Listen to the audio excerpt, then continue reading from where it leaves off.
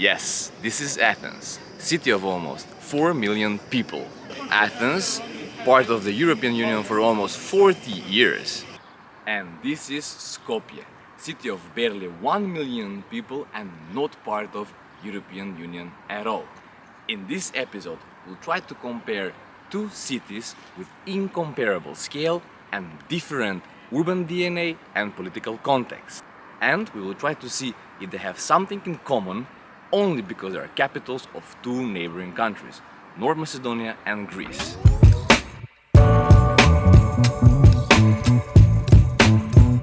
To begin with, quick fun facts regarding the key differences and similarities of these cities. Initially, both cities were not meant to be capital cities.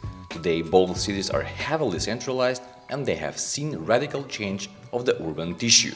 On the other hand, as we all know, Athens is a coastal city scattered over a hilly topography, and Skopje, as almost every Macedonian city, sprawls around a river and it's surrounded by mountains. Additionally, Athens is way denser than Skopje and both had different approaches of organizing the urban environment. Well, after all, is it still possible that these two different cities with in-between distance of 700 kilometers can have a lot of similarities? Let's see the big picture first. Athens has orthogonal urban grid with several city axes. Well, no. We're not gonna bother you with this classical urbanistic data. There is a lot about it on internet and you can find it yourself.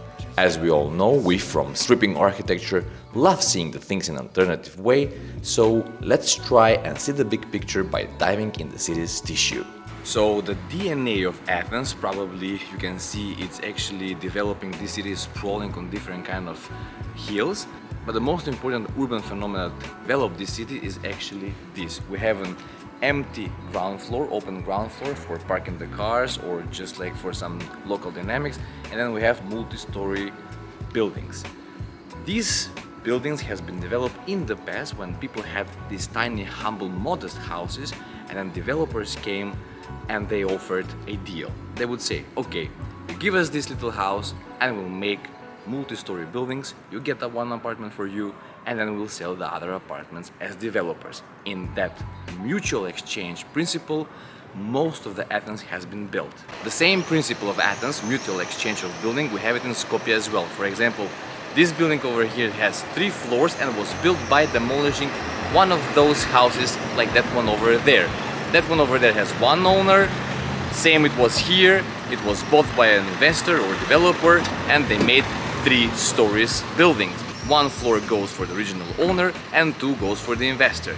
Now the problem comes when we have the same principle happening, but the new building it's being built on 6 or 7 more floors like that one over there. You see? So this one has 3 floors and this one has 6 floors plus an attic. So this developer it's a bit greedy. Since this principle is a capitalist model of development, it was introduced in Skopje way later. However, the fact is that this model is a reality of both cities today, and while in Athens there are attempts how to slow down this process and introduce more public greenery, in Skopje this model is threatening to eat up almost all the green parks that were created during the socialist period. Therefore, we can see many traces and urban phenomena that actually resemble reflection of this development's principle, such as stairs accidentally being placed on the sidewalk and cutting off the sidewalk for pedestrians and the other users of the sidewalk. Entrance for the houses, which are obstructing the public space, but on the other hand, they have another quality, like for example, this. In the evening hours, people just come and sit here to have a coffee or smoke a cigarette, or maybe eat some sunflower seeds. Even though these stairs can be used for sitting, still we have to know that usually the designers, the architects of these buildings have to provide the staircase as integrated part from the building inside. But they're doing it like this so they can make and earn more square meters on the ground floor and sell the ground floor for higher prices. So actually it is saving the private space while occupying the public space. The electrical boxes or electrical appliances, the meters for them, they're on the public space and they're installed out of the living units. Like you have it here as well, then you have it here, right on the sidewalk. From this feature, we can see that the city's administration doesn't care if these elements will ruin the aesthetics of the urban picture. Well, maybe it makes it even more picturesque. However, good or bad, it doesn't matter. But it's interesting to acknowledge that people are not afraid of someone damaging the private infrastructure. Which maybe, I say maybe, to the people from these cities sends a mental message of safety. Very eye-catching is the sporadically added ramps that are taking you from the streets to the sidewalks. Originally, when the buildings and the sidewalks were built, no one was thinking about accessibility, and after that what happened that people sporadically added this kind of asphalt-made ramps to the sidewalk. This is just a little detail that dominates the streetscape's identity of these two cities. And another asphalt-related component that strengthens the mutual feeling of the streetscape in these cities is unfinished or post-added patches of asphalt, which are the marks from the additionally added infrastructure along the streets. This happens most often when there is a new building being built, and then they come, they dig out the streets, they put the new infrastructure, and they just patch it in not very monolith way with the rest of the existing infrastructure. Well, this patched, post-repaired or stitched type of streets is maybe the purest reflection of poor urban planning and lack of coordination between investors, developers and city administration. While speaking of paving, a familiar feeling for the citizens from Athens and Skopje is the variety of paving patterns dominating the peripheral vision. This is a direct message that signals the lack of coordination between institutions and private sector. However, in all honesty, this feature feels like it adds more layers and content to the city. You can see up to here is asphalt, then you have another type of tiles, then you have different type of tiles and paving, and it depends on a different kind of user or property owner. And just look at all the different pavings. We have smooth asphalt paving over here, then we have concrete blocks over there, then we have another type of little bit rougher asphalt over there with mixture of cement, and here we have outdoor tiling, which maybe I think it's indoor tiling, but it's used as outdoor tiling. Anyways, it gives you a diversity of pavings. And at the same time we have a local friend, Mr. Doggy Dog Murjo. And our personal favorite, the element that we wish was present in other cities as well, and it really makes you comfortable and it gives you feeling and sense of home whenever visiting these two cities. The pots with plants that are placed on a public space, own initiative by the citizens and random locals.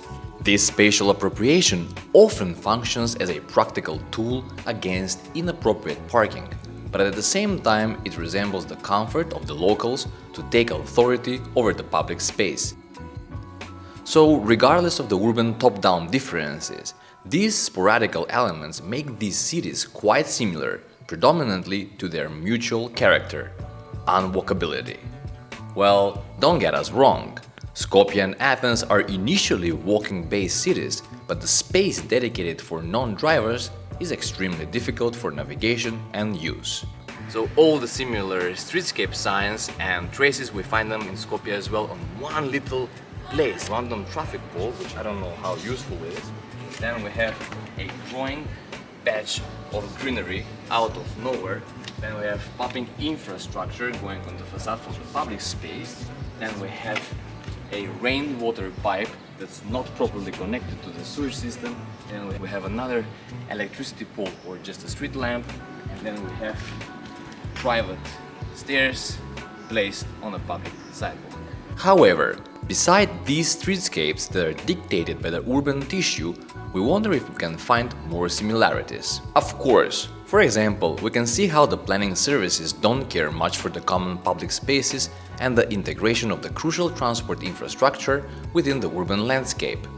These phenomena can be easily detected by the abandoned in-between leftover spaces. Looks like that infrastructure just came out of nowhere and cut this topography over here very randomly. So as you can see, now we have this place unmaintained. We have some nice bushes over here that are covering this big infrastructure, concrete infrastructure. But then you have the traces that are just like randomly growing out of these big blocks. We have a lot of concrete foundations here with this kind of poles that maybe this was for safety and like a guardrail, but then here we have a lot of different meters for the water, and this comes out of here. So this is very familiar. Giant concrete infrastructural elements such as bridges and tunnels for metros, or just the different interchange communication for cars. They often create certain kind of these liminal spaces like we have seen in Athens, with this extreme break of infrastructure. So you have a nice building, and then you have asphalt, and then you have some dirt over here. And the burning squares are also a mutual feature. Though the culture of the locals is to hang around differentiated corners, the big and open spaces are not inviting at all, and they are definitely heating up the already heated environment, which is worsened by the regular heat waves during the summer. The squares, the main squares, do not have soft ground. The main squares are all paved and create a very intense heat islands. The same we have it in Skopje. Let's see there. Really, you can feel the reflection of the sunbeams straight into your eyes and forehead. Perfect conditions for heat stroke. Another urban oven, as you can see over here. So this square is newly built, maybe 5 to 10 years, I'm not very sure. Great thing is that this square is actually built on top of a highway, on top of a long boulevard, and the idea was to create a new place where people can gather. But again, there was no soft elements over here planted, like trees or little corners, bushes to refresh the whole urban heat over here, and instead they have just created these little shaded places over here, patches of grass. And again, as you can see, the key thing is that during the day, in the summer, this is empty. I mean, if you put oil and they give you a bunch of eggs, you can roast some of it for a breakfast or something, but the rest of it, I think not even a single bug can survive here in this urban desert. Open squares, open spaces around the warm Mediterranean. Go and find me shaded places where you can sit and have a little relaxing moments. And yeah, it looks like the people from these cities silently agreed that nicely indicated crosswalks are not necessary. And pay attention to the crosswalks, they're not visible because they have not been repainted since long time ago.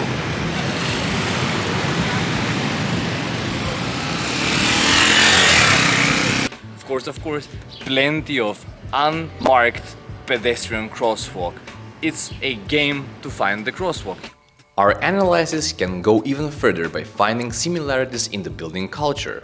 Both cities are putting accent on the cultural past, but then you can see careless behavior for the historical buildings that actually constitute the original urban tissue of the city. Like in the middle of the city, where you kind of see all these new residential buildings here, out of nowhere you get to see these kind of little neoclassical houses that most likely they're abandoned, but they just stand there as a monument of some other time. Very interesting, and we see that as well here as well. A nice building, contemporary, and then next to it neoclassical building, abandoned and left to find its own luck with a good investor. Obviously, no one tries to design a special place for the ACs. That's why you keep noticing them as an accent of the urban image. And if you're careful enough, you will definitely see exchanged knowledge by personal or corporate influences, such as... So is Skopje with the project 2014, masters of faking the original buildings with mask of neoclassicism or fake neoclassicism, but you can see maybe where this principle was copied from. I mean, this is called transfer of knowledge. So you have just the regular bricks, then bunch of plaster boards, and then we have styropor or isolation in mask of neoclassicist details. This principle was taken in Skopje to a maximized levels, where during the notorious project Skopje 2014, many buildings end up being faked with this building method. Then we can recognize shared types of informal economy, such as the people who are washing the windshields on the traffic lights, or even this. Παλιά πλυντήρια, παλιές κουζίνες, παλιές μπανιάρες, παλιά σώματα. Ό,τι έχετε για πέταμα μαζεύω. Now, this is what you have seen here in Athens. We have the same in Skopje. People go with big speaker boxes and announcing that they're here to buy all things for good price and then to repair it and resell it on the second-hand market.